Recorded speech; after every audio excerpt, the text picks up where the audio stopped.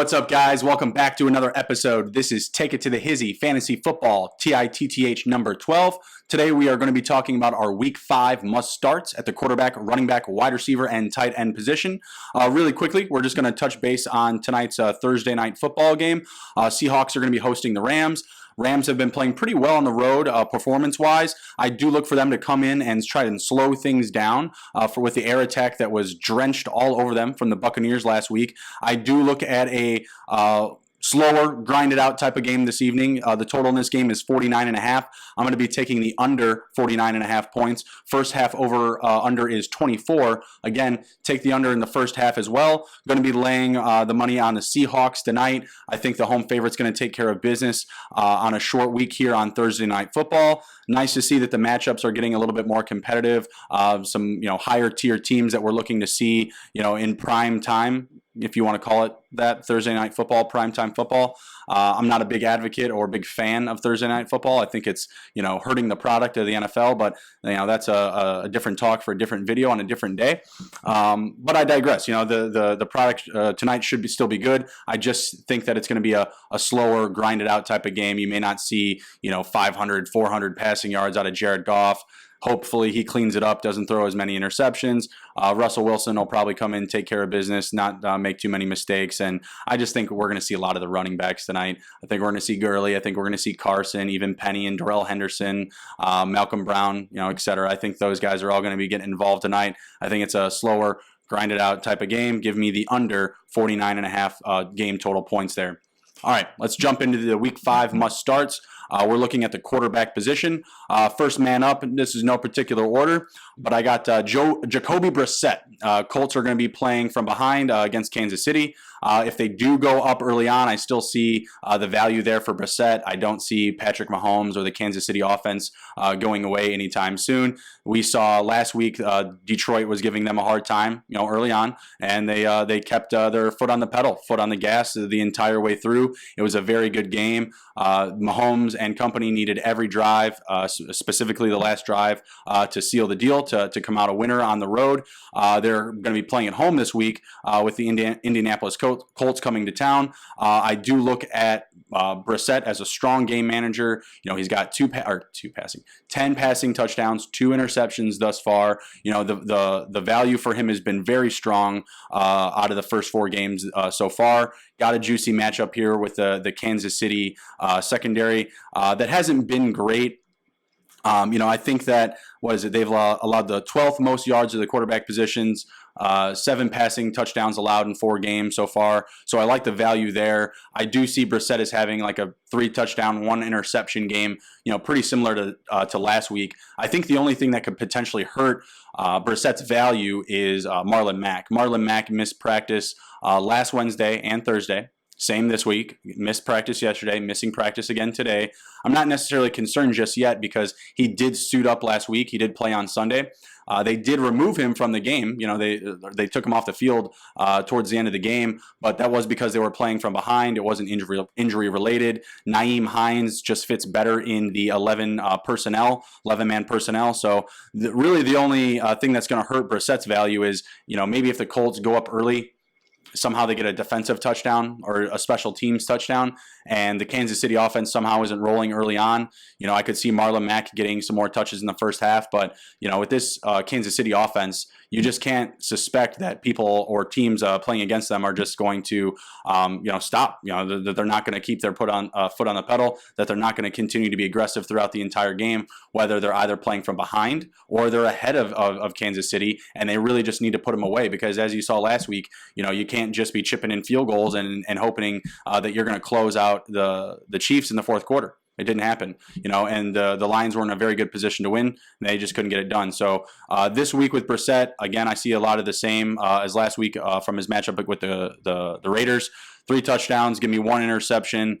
If the Chiefs, are allowing a ton of yards, and they allow the second most yards to the running back position, rush yards against. Mack could keep the chains just moving and really just keep the offense flowing. But you want to follow Mack's status into Sunday. He is banged up still. Like I said, he missed last Wednesday, he missed last Thursday, still played. didn't put up a huge performance by any means, but he was still on the field and he was still usable. I see the same type of scenario this week. Probably just trying to give him some rest, right? He is going to be the workload running back, in this system. So I do see more passing this week. Paris Campbell's hurt, so look for Chester Rogers and Zach Pascal. I think they're going to be moving the ball down the field quite a bit. Under Brissett under center. Okay, next up, we got Kirk Cousins. Kirk Cousins playing the Giants, seventh most yards allowed to the quarterback position. They've allowed 8 touchdowns in 4 games. So obviously we like the value there.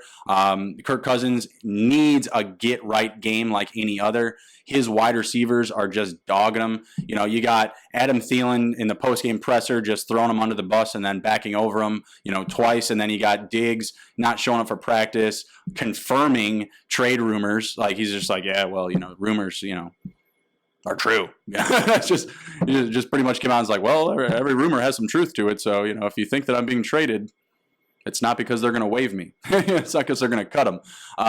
But the Vikings have come out and said as much that they're not moving him. He's not on the trading block. I just see a lot of upside for Cousins this week. He needs to get his wide receivers back in his good graces so they can maybe make a run. You got Adam Thielen talking about we can't rush it for 180 yards every time. Otherwise, they're just going to tee up on our quarterback. He might be right, but at the same time, I think we can all agree that there's some value in having a very, very strong, efficient run game. So these wide receivers are just kind of blowing my hair back here with all this Kirk Cousins thrown under the bus talk or whatever it is. I think Dan Jones and the Giants are going to push the game flow. I think this could potentially be a high-scoring game. You have Dan Jones in there, quarterback that's hitting everybody, inside the 20-yard line, off the line of scrimmage. His efficiency has been there. So I do look for some scoring in this game, and hopefully the wide receivers come alive. I'm going to start in Cousins if I have him. I was willing to go out and grab him in some spots to throw him in this week, but wasn't able to get him. I think he has the potential to throw 3 or 4 touchdowns this week. Giants defense is just really bad. Obviously, Dalvin Cook is there. He's going to get his usage. He's going to get his touches, but I think he could receive a touchdown this week. He could, have a pass catching touchdown. Even if he scores, 1 to 2 touchdowns, I can still see, the Minnesota Vikings coming up big this week. The last week wasn't great for them. Against the Bears, that's not a fun feeling after you get beat up by the Bears, and especially when you have Adam Thielen, a guy that was wide open. He was creating opportunities for the offense, and they weren't getting it done. So I like the Vikings this week. I think they'll be aggressive. I think the wide receivers are going to have some big weeks. After all this, nonsensical stuff, the trade talks, throwing your quarterback under the bus after the game, stuff like that. I think they bury the hatchet this week, feed the receivers, and get everybody right in New York against the Giants' very poor defense. Next up, we got Andy Dalton. Andy Dalton having the Arizona Cardinals come to town. Going to be a high-scoring matchup, I hope. I really hope this isn't a shit-the-bed type of game because I think a lot of fantasy owners are expecting a lot from both sides, right? You got Andy Dalton, you got Kyler Murray there. You have the receivers for Cincinnati and Boyd and Auden Tate, must grab this week, if you haven't already. Auden Tate filling in for John Ross, who's been receiving about 8 targets a game. John Ross going to the IR. If you've been following the quick hits, he was going to be missing multiple weeks. Now he's to the IR, going to be locked out for the year. So enter Auden Tate. It should be solid start for a couple of weeks here until AJ Green comes back. Andy Dalton should have his way against the Cardinals defense. 9th most yards against so far, 10 passing touchdowns allowed in 4 weeks. A lot of value there for Andy Dalton. He's going to be hitting Joe Mixon, I think, for a bunch of passes this week. The offensive line still isn't great. The defensive lines are still breaking through at all the seams. So I think they need to get Mixon rolling as well in the passing offense because, if they want to win multiple games this year or more than 4, they need to get the running backs going and keep them involved. If you're not getting the running game going, pass the ball to Bernard, pass the ball to Mixon. So I'm looking for Dalton to do that this week. I think that he's really going to be pushing for a big win at home. This is a guy that I have as a candidate for 3 touchdowns. I do think that, like I said, Mixon will get mixed in the passing game. I don't think he's going to rush for a touchdown this week. The defensive line for the Cardinals is pretty strong, actually. So give me Dalton, 3 touchdowns, 300 passing yards, Plus, I do think this is going to be a big game because Kyler Murray and company on the other side of things is going to push the ball. They're not going to be shy about using the 11-man personnel and pushing the ball down the field if they're playing from behind. If they go up, I see the Bengals having to do the same thing. Overall, I just see this as a big, heavy passing game from both sides. So Kyler Murray, the next guy up. He's the next guy on my list for a must start at the quarterback position. You should be starting both quarterbacks in this matchup in Cincinnati. The defenses on both sides are just not great. Kyler Murray has shown some struggle, in previous weeks, but I think this is kind of a get-right situation for him as well. I know that it's on the road, but it's against the Bengals secondary that hasn't been doing very well. Let me see here if I have the yards against.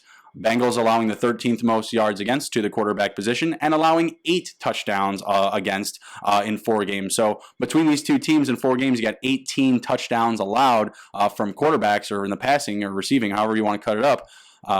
Should be a high-scoring game, I would assume. You have both quarterbacks that have been throwing a lot thus far this season. I don't see why they both, don't come out and do the damn thing. Give me Kyler Murray over 250 passing yards. I'm holding him back just a little bit because he's on the road. That's all. Sometimes when you go on the road, you're getting different looks. You're playing in a different area you're not familiar with.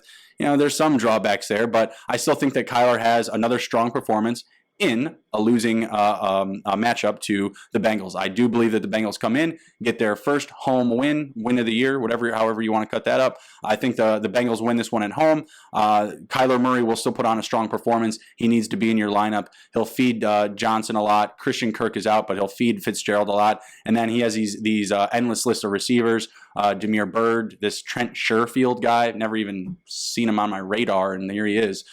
He's probably like in the 100 section plus of my wide receiver rankings at the beginning of the season. But yeah, Trent Sherfield. I like Keyshawn Johnson there. They're talking about putting Andy Isabella on the outside. I only think that benefits Kyler by putting Johnson, more into the middle of the field, whether he's like taking some time in the slot with Larry Fitzgerald with Kirk out, because Kirk and Fitzgerald were leading the league in snaps from the slot position. So I could see Keyshawn Johnson getting worked into that spot with maybe Fitzgerald, hitting the outside for, snaps here and there. But look for predominantly for Larry Fitzgerald to come out of the slot. He's going to get fed a lot. David Johnson will get fed a lot as well. So Kyler Murray, all the reasons to have a strong performance this week. Kyle Allen is my next guy. I don't know why I'm putting him on this list, but I just have this inclination against the Jacksonville defense right now. They're just not performing very well. They're beat up. Jalen Ramsey doesn't look like he's going to be there again this week. Jags are allowing the 10th most yards to the quarterback position, 6 touchdowns allowed. CMC, I think, is going to have a big game in the air attack because I do think that they're going to lock him out of the run, at least up the middle. I think they're going to keep pushing him to the outside. And when CMC is going to the outside, you might as well just give him a running head start and just throw him a nice pass into the flat, And fortunately enough for anyone that went in on Kyle Allen, he didn't throw any interceptions last week. He just put every damn ball on the ground. He put the ball on the ground 3 times, 3 fumbles, just crazy stuff. Not great, but the Jags going to be playing on the road. I like me some Gardner Minshew this week too, but Carolina defense is going to be really strong. I do think that Kyle Allen has potential to get 2 touchdowns or more, but I am kind of concerned that might be his ceiling. So where I do think he's a must start, it's based off of him being efficient, being careful with the ball in the air. I think that we'll see him clean up, fumbles going forward. You just don't see that happen very often where a quarterback fumbles and loses the ball multiple times. You see that happen every now and again where, quarterback takes a bad hit, ball goes on the ground, he loses it. But 3 times is crazy. Typically, they're falling back on top of it, recovering it, and it's just a fumble, not a fumble loss. So don't look for that to be a consistent thing. I just think that was, kind of just like a fluke type of game where, I don't know, you went in on them and it didn't get out what you were expecting to get back. Sorry, a little tongue-tied. All right, those are my 5 quarterbacks. We had Kyle Allen, Kyler Murray, Andy Dalton, Kirk Cousins, and Jacoby Brissett. Okay, get those guys in your lineup this week. They're must starts for me. If you have a reason why they shouldn't be, you can certainly let me know why they shouldn't be in anyone's lineup this week. But I'm locking them down. Get them in my lineups. Okay. All right, running backs. First up, we're looking at Austin Eckler. Yeah, we got Melvin Gordon coming back this week. Justin Jackson is still hurt, so he's still banged up, not going to be involved in the game plan. Melvin Gordon's coming back. The Chargers have said as much that he does have a workload this week, but give me Austin Eckler. He's set the standard there in Los Angeles. He's the guy. You still have all these receivers banged up. Austin Eckler is still going to do a ton of work in the pass catching game if he's already not doing plenty in his rushing attack. Okay, he's earned it at this point. Like, he's going to be on the field a lot still, even with Melvin Gordon there. Don't expect that you're just going to see Melvin Gordon take like a whole series and then Eckler will take a whole series. That's not how it's going to go down. I'm sure of that. I'm sure of that. They're not just going to let Melvin Gordon come back in, write his paycheck out of town. They're not going to just like use him a ton either. He's going for free agency. Okay. He needs to now set the market value for his price, and doing so is based off of his workload and the production that he puts down on the field. No one's going to be paying, $15 to $20 million for per year for a running back that's only getting 10, 12 touches, not eclipsing at least 75 yards a game, or even not even hitting pay dirt. You know what I mean? Like, they could use Melvin Gordon all the way up and down the field and not let him get a touchdown. Believe me, there's going to be a little bit of animosity still between this coaching staff and Melvin Gordon. Yeah, they want to win games. Melvin Gordon's a guy that can help them do it, of course. But they're going to ease him back in. They're not just going to throw him back in there and give him the whale share of playing time and snap counts. It's just not going to happen.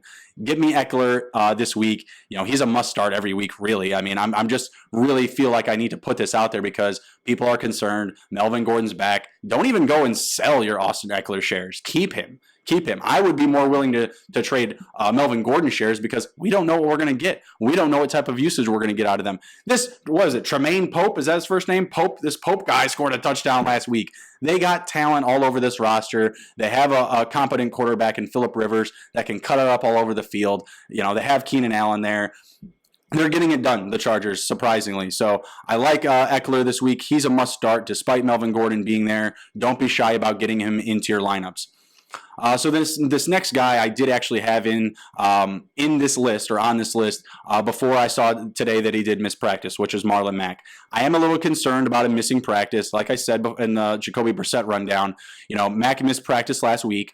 Wednesday and Thursday, still gave it a go, still was able to perform, still was able to get on the field. Now, for the same reasons that he was taken out of that game could potentially be the reasons that you would sit him this week. However, and that's because of the 11 personnel. You're playing the Chiefs. You could be down by a lot. Hines could be the play there, but Hines still hasn't really done anything this year so far for the Colts. Very mediocre or less than that performances thus far. Chiefs have allowed the second most rushing yards against. A lot of upside there. So that was instantly, I was like, well, Marlon Mack's, he's got to be a go this week, no matter what happened last week. Missing practice again yesterday. Now missing practice again today. Again, he was on this list before I saw that he missed practice today. But I still feel confident about starting him. I'm not rushing to Jordan Wilkins right now, on Thursday, pre-Sunday.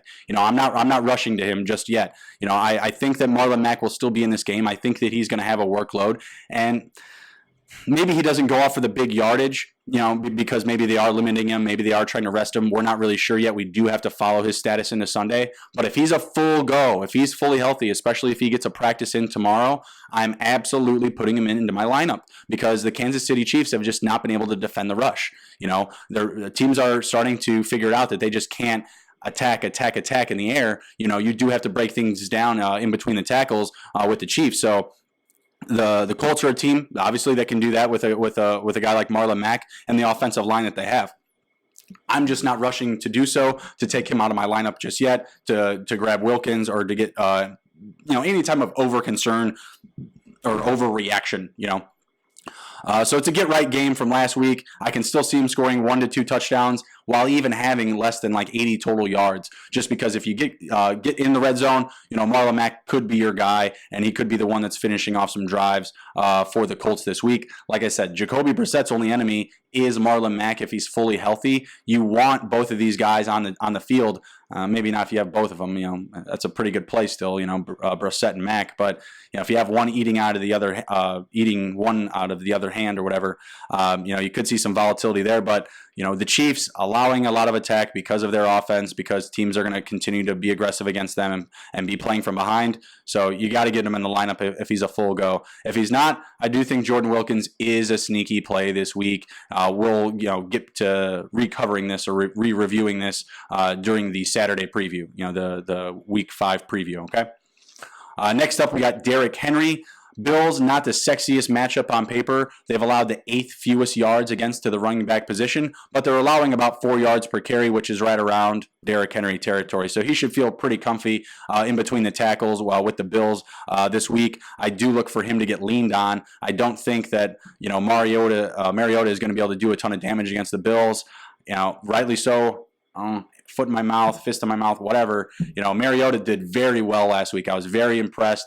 I've been dogging him all year thus far. I'm still not really that high on him. I do see some flukes. I do see some opportunities that are being created by his playmakers and not himself. But hey, you got to give respect where respect is due. And Marcus Mariota had himself a week last week. I just don't see it happening again, with the Bills this week. So lean on Derrick Henry. I've been very consistent thus far. Been putting out, great numbers for you in fantasy.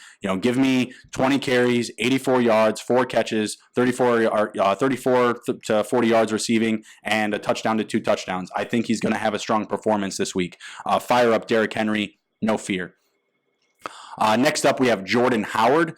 Jets are allowing the 9th most points to the running back position in fantasy. Howard has had the hot hand for the Eagles in the past few weeks. I do see some value available for Miles Sanders in this game, but the Eagles have just been really leaning on Howard, so that's the direction that I want to continue to go. Had a big performance last week and the week before that, has outsnapped Sanders. So right now the trend is Howard. He's got the hot hand. He's been the guy that they're leaning on. So for me, it's a no question must start. Jets not disciplined on defense, still missing Mosley up the middle, allowing a fair amount of yards to the air attack as well. So, people are having their way with the Jets defense. It's not really a feared defensive core right now.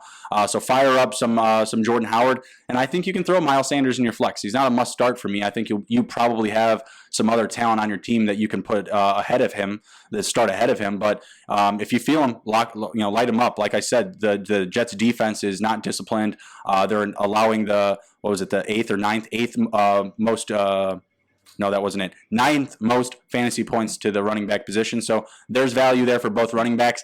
I'm leaning towards Jordan Howard a little bit more. Recency bias. That's really it. And I'm not afraid to lean on that. I'll go with a hot hand. Going into a good matchup like this. No concern whatsoever. Last week, big surprise was like the Bucks, blowing up the Rams spot, right? I wasn't on that whatsoever. The Rams had allowed 1 passing touchdown all season before last week. I know that's only 3 weeks, but 1 passing touchdown allowed through 3 weeks is a lot different than allowing 4 or 5. That's a big jump of volatility, and I just don't see that big change happening, right away with a situation like this with Howard and Sanders. I don't see Sanders coming in this week and just blowing up Jordan Howard's spot with a completely contrarian take. If anything, I would see more of just like a dead even split between the two, and that would just lessen Howard's value some, but not necessarily skyrocketing Miles Sanders. I wanted to say Jordan Howard, but Miles Sanders' value. So yeah, throw Jordan Howard in your lineup this week. Easy start in my eyes. Got to be on the field, or got to be in your lineup. Going to have a good day on the field. Next up is Aaron Jones. Aaron Jones is going to have the backfield to himself, it looks like. Dexter Williams will be there, but I'm not necessarily sure what type of confidence level LaFleur has in him at this point.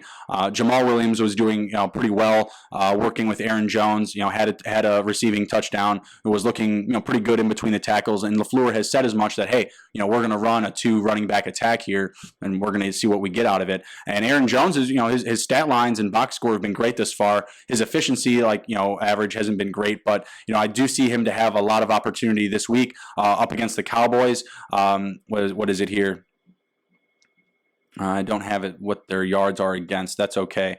Either way, Devontae Adams trending in a bad direction. You're going to have Allison and MVS as your starters at wide receiver. You're missing Jamal Williams. You have Dexter Williams filling in. So I see a lot of opportunity for Aaron Jones to, one, get included in the pass game, and two, not be taken off the field. So there's a lot more upside there. He should get more snaps in general this week. And three, I just see him scoring a touchdown. I just see him getting some value in the red zone. I think they'll look for him in close when you have Allison and MVS, tied up against a pretty strong secondary. Between the two wide receivers, I'll take Geronimo Allison over MVS. But with Jones here, I just like him, his value this week with Jamal being out, with Devontae Adams trending in a poor direction.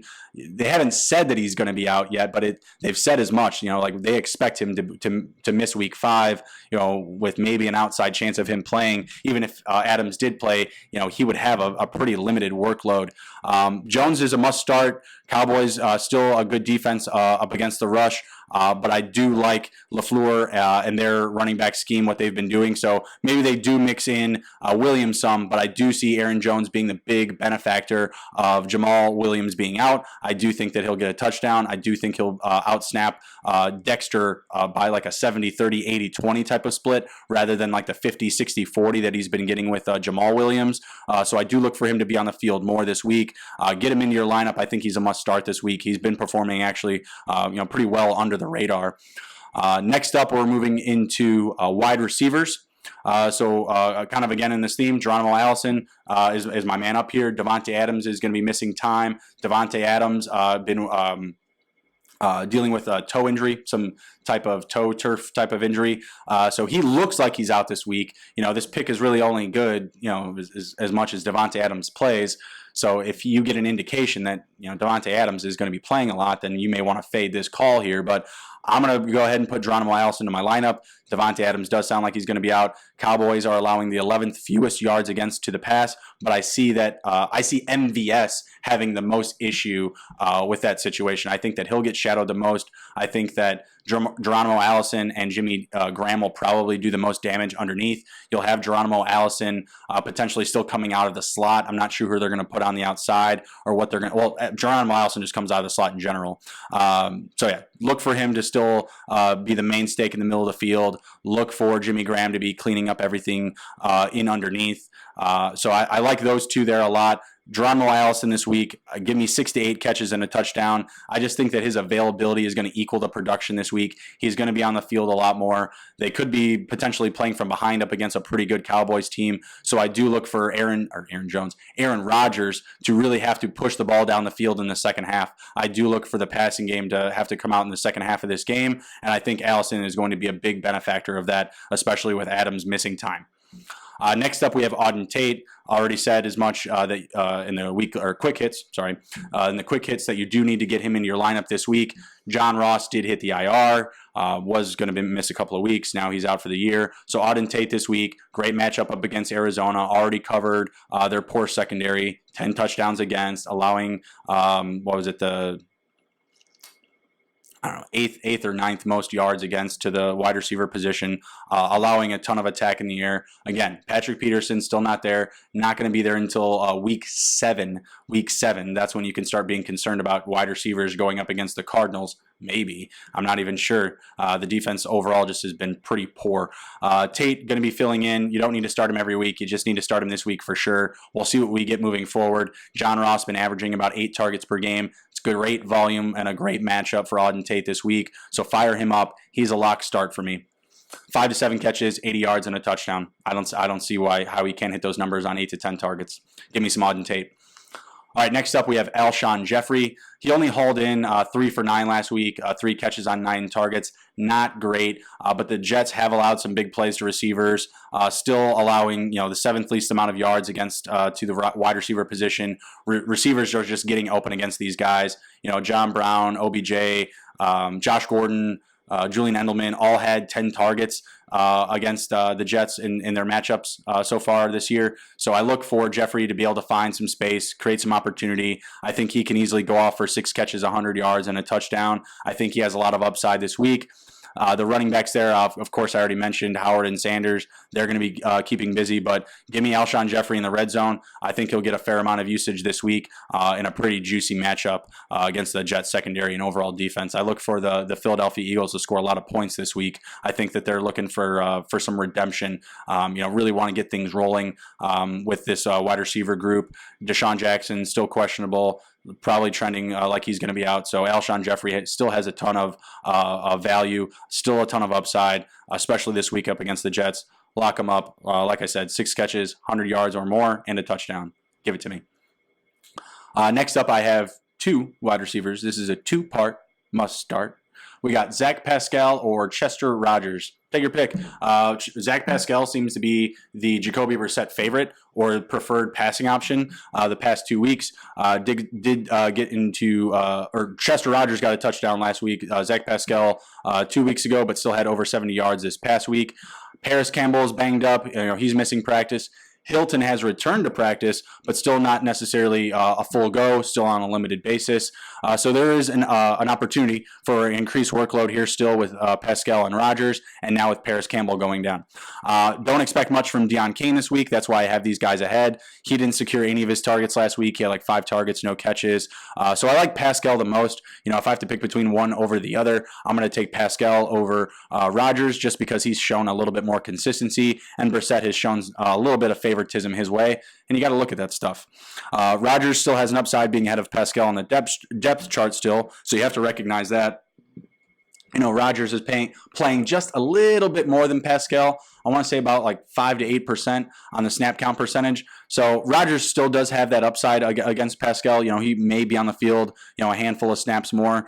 So there is that in play. But at the same time, I think that both of these guys are must starts up against a Kansas City defense that'll still be trying to target, some of your bigger hitters, your tight ends, T.Y. Hilton if he's on the field. I think there's going to be a lot of opportunity for Zach Pascal and Chester Rogers this week. I could see either one of them going for, 5 to 7 catches, 80 plus yards and a touchdown. I think you got to get them into your lineups this week, if you're in a spot to plug and play them. Next guys up, same thing, 2-part must start. Got to give it to you. It's just the matchup, there's a lot of wide receivers out there, guys. Edelman and Gordon. Julian Edelman, Josh Gordon. Just talked about him a little while ago against their play against the Jets. Got to get him in the lineup this week. They're playing the Redskins. Redskins are on that Miami Dolphins type of level, especially if you're in the eye of the beholder of Bill Belichick. Belichick could try to run up the score again like they did against the Dolphins. Gordon is a little bit banged up, but he should be good to go. Same thing with Endelman, still recovering from last week's questionable call, but both of these guys should be good to go. I want to start both of them. If I have both of them on my team, I'll start both of them. You probably don't. That'd be kind of weird if you drafted both of them, or I don't know, maybe you made a trade or something, but excuse me. I want both of them in my lineup this week. The Washington Redskins have allowed the most fantasy points to the wide receiver position. So obviously a ton of value there. You have Tom Brady throwing the ball. The running backs should get a fair amount of work still. It's a great matchup for the running game, but I do see Tom Brady still coming in, throwing 3 touchdowns. You're starting him this week. You don't ask me why he wasn't on my must-start list. Of course you're starting Tom Brady this week. It's like me putting Patrick Mahomes on here and calling myself a genius. Come on. You got to get Edelman and Gordon into your lineup this week. Should be a big scoring week for the Patriots. Hopefully it's the offense that's scoring their points and not the defense for the Patriots playing offense like they did up against Miami. I want to see like 5 offensive touchdowns. I don't want to see 2 offensive touchdowns and 3 or 4 defensive touchdowns, Patriots defense. So let the offense have some fun too, okay? I understand a good defense is a good offense, but damn, they were smoking up them Dolphins, smoking up that mahi-mahi. So yeah, give me Gordon, give me Edelman. Easy starts this week. You got to get him in there. Gordon, obviously follow into Sunday. If he's somehow missing practice again today and Friday, yeah, you got to take him out. That sucks, but that's a juicy matchup. I would really hope that he's there and healthy and good to go. So Edelman, Gordon, get him in your lineups. They could score 1 billion points. I don't know how many points they're going to score. 5 to 8 catches is 80 to 100 yards, touchdown. 1 touchdown, 2 touchdown. I don't know. We'll see. Let's start both of them. Got to fire them up. Okay, tight ends. Someone asked me, do I pick up George Kittle if he's available? Yeah! Yes, of course you do. Of course you do. Yes, I don't know how that person was able to even see Kittle on their waivers. He was probably just asking me because he thought he saw a mirage or something. I don't understand, but yeah, somebody I know asked me if they should do that, and I was like, of course you should. He's like, well, I don't know why the hell someone would drop him. Well, I don't know either. They're crazy. I don't know, but yeah, George Kittle, got to start him. I know he's been underperforming. Probably a must start every week, but because I did get asked that question and I actually saw it, like I saw the person actually pick him up. Like now he has Darren Waller and George Kittle, and now he can do something with that, move one of them maybe, I don't know. But George Kittle I think should have a big week. Cleveland allowing the 12th most fantasy points to the tight end position. Kittle needs a get right game. I think this is it for him on Monday Night Football, hosting the Cleveland Browns. You can't quit on him yet. I don't know why someone would drop him. I really don't. I don't get that. You can't quit on him. I understand his performance has been underwhelming. Certainly not worth the third round pick or the crazy people that spent a second round pick on him. Certainly not worth that value. He's going to do right by you this week. He's going to get you 2 touchdowns, 2 receiving touchdowns for George Kittle this week. Fire him up. He's a must start. He's a must start every week. I really don't know why anyone would take him out of the lineups. The dude is a beast. He broke the tight end receiving record last year. Boo-hoo if he has a couple of bad games. I mean, get someone else you can stream in there with him if you think you're actually going to, put him on your bench. But if I was fortunate enough to have George Kittle in my week, I'd live and die by him. I'd just plug him in there and hope for the best.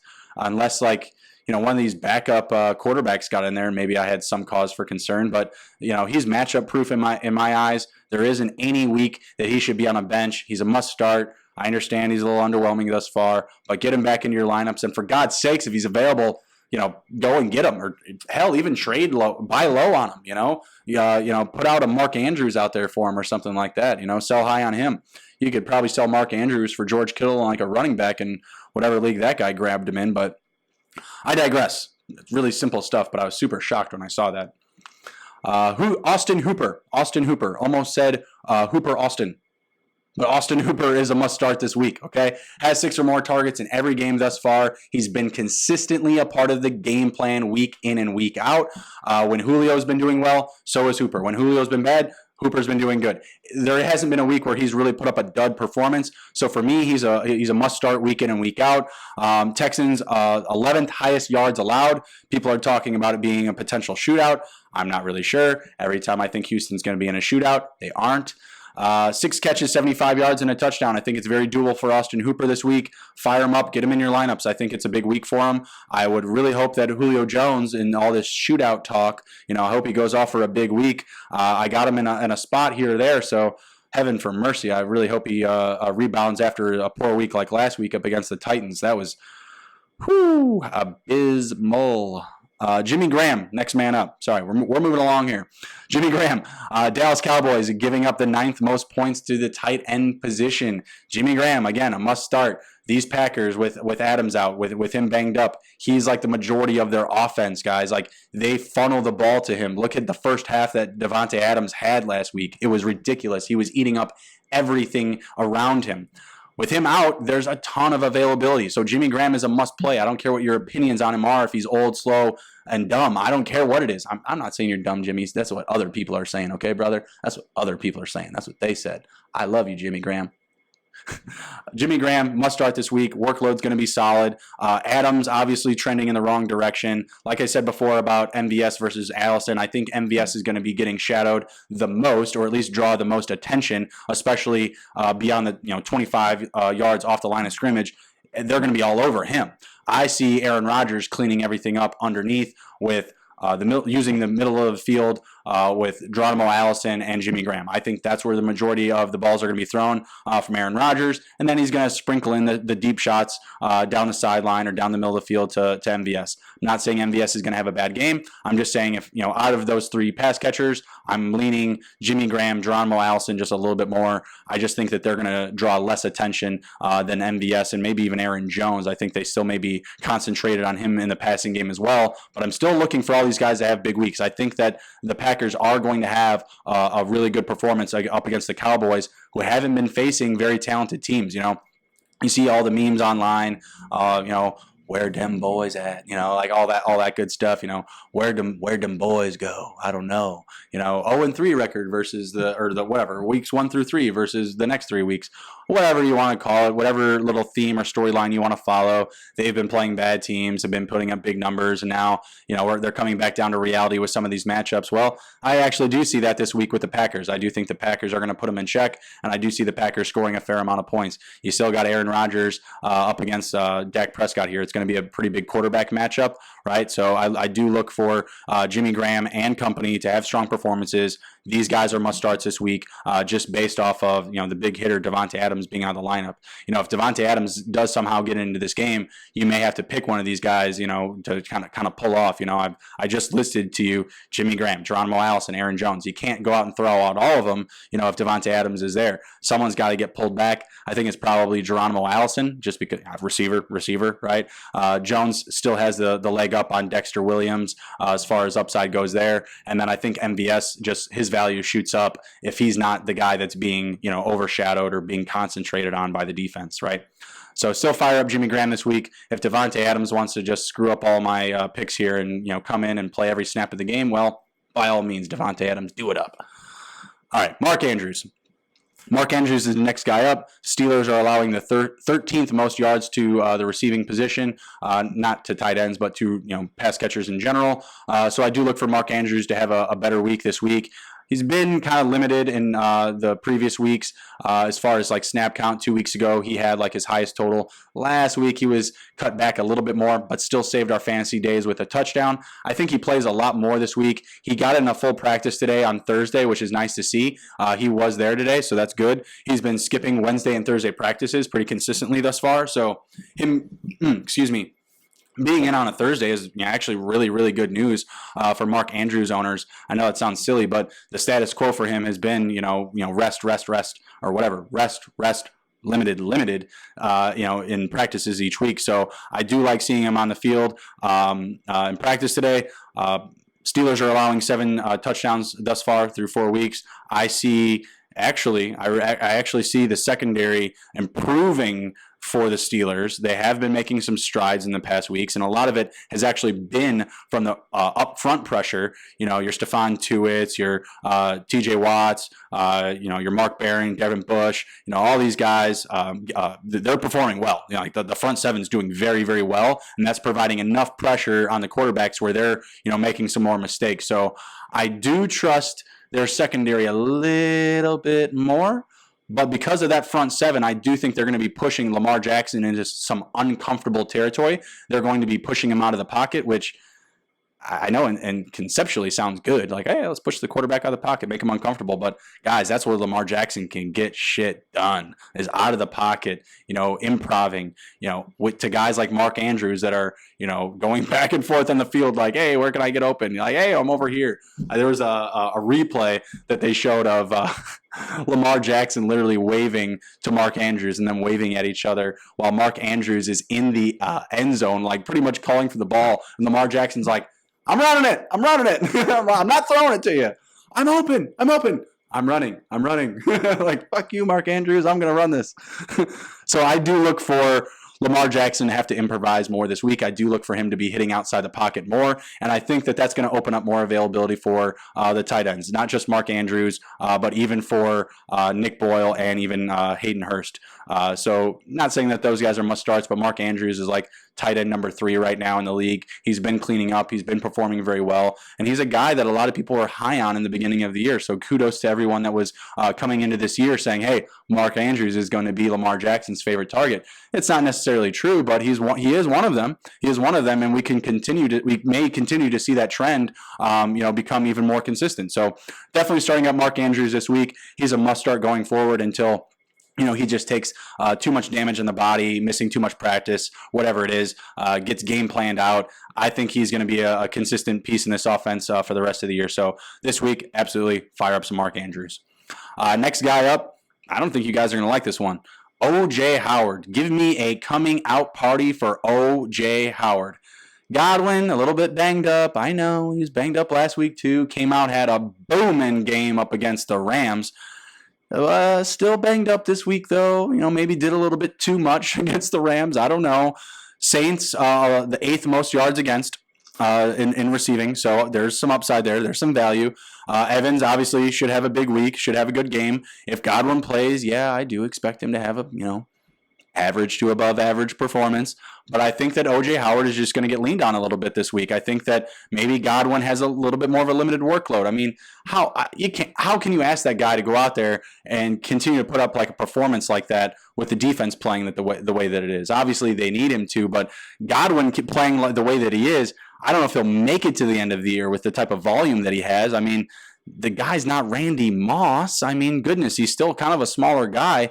And the more you feed him the ball like they did last week, he's going to keep getting crushed. His body's going to be taking a beating. So I really hope that the Bucs spread it around. Godwin owners, I'm pretty sure that they don't want that. And I can understand because Godwin is just on a tear right now. I was all over everybody saying, hey, you people are crazy taking Chris Godwin over Adam Thielen. Hey, again, fist in my mouth, foot in my mouth, whatever. I give respect where respect is due, and everyone that did so, that took Godwin in that second round ahead of guys like Adam Thielen, heck, even ahead of a guy like Juju Smith-Schuster. Get that on the mic. Can't hear my hat, but that's tipping the hat. Okay, like, well done. I mean, I give credit where credit is due. Godwin has been on a tear. I just see Howard having a little bit more upside this week because Godwin is banged up. Evans has been kind of hit or miss. He's been inconsistent, and they need another option in this offense to step up. The Saints, I think, is a get-right spot for O.J. Howard. Like I said, they're allowing the 8th most yards against in the air, so there's obviously upside there. If this somehow turns into some type of shootout, I think O.J. Howard can hit 2 touchdowns. I really do. I think he could have a 6 to 7 catch a day for 60 to 80 yards and 2 touchdowns. I mean, we saw Cameron Brate catch one last week. I don't see why we can't see O.J. Howard do the same thing. Obviously, Cameron Brate drawing significantly less attention than a guy like O.J. Howard, but O.J. Howard is an athletic freak. Like, you can't keep him out of the end zone forever. You can't keep him from cashing out those pay dirt checks every week. So I'm looking for him having a big week. Give me 6 to 7 catches, 80 yards. Give me 2 touchdowns. O.J. Howard. I know it's a big call, probably super unlikely, but I'm expecting a big week for him. I want him to break out. Maybe I want it more than I anticipated, but I think it's a great spot for him. I think that the Bucs are going to look to spread things out. I don't think that they can completely concentrate everything in on Godwin and Evans. It's just not going to be a good look going forward, and scouts are going to be able to pick you apart if that's your game plan. So look for Howard to get involved this week. Howard, Andrews, Jimmy Graham, Austin Hooper, George Kittle, tight end position. I'm going to go back to the wide receivers really quick because I didn't review them when I was done with them. Wide receivers, we have Auden Tate, Geronimo Allison, Alshon Jeffrey, Zach Pascal, Chester Rogers, combo, which way, one or the other, if you got a preference, however you like it or want to cut it up. Julian Edelman, Josh Gordon, same thing, split them up, cut them up, take your preference. I love both of them, get them both into your lineup. And then the running backs, we had Aaron Jones, Marlon Mack, Jordan Howard, Derrick Henry, and Austin Eckler. That was everybody. That's my week 5. About said week 4. That was my week 5 must starts. We are rolling right along here. Feeling really good about the podcast here today. We got the mic involved. Using the iPad camera today until we can find a solution for pairing the old mic with a steady camera. So we might be using the iPad for a while here going forward. Sorry if that diminishes, the quality of my beautiful face. I know you guys like that I shaved and everything. So yeah, sorry if there's some diminishment on the my camera quality, but hopefully the sound quality is much better for you, and you're not listening to all the broken background noise of my air conditioner or anything like that. So thank you for stopping back in today, guys. I hope these week 5 must starts are going to help you out. Plug these guys into your lineups. Get them in there. If you see a reason why they shouldn't be, you let me know. You let me know why. You get a hold of me. I'll be with you this week. I'm your wingman. I'm ready to go. Fire off your sitter starts. If you need to add a guy, trade a guy. If you're trying to buy low, sell high on somebody, get at me. Let's talk it out. We'll work through it. We'll get you on to another strong week and another strong performance. This is Take It to the Hizzy Fantasy Football. I'm Justin Bruni. I'll see you next time. Take care, guys.